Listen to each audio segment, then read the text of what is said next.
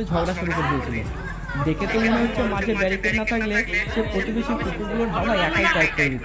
মালিক তাকে থামানোর জন্য টেনে নিয়ে যেতে চাইলেও সে নিয়ে যেতে পারে না। পাখিরা পোকামাকড় শিকার করে খায়। এখানেই চড়ুই পাখি ঘাস ফড়িং থেকে ধরতে এলে ঘাস ফড়িংয়ের ভাব দেখে সে নিজেই ঘাবড়ে যায়, কারণ সে পুষ্পারাজের থেকে কম কিছু নয়।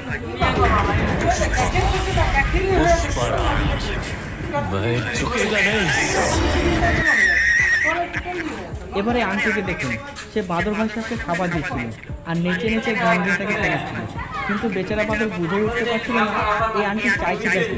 তাই সে খাবার হাতে নিয়ে মানে মানে সেখান থেকে কেটে পড়াটাই ভালো মনে করে।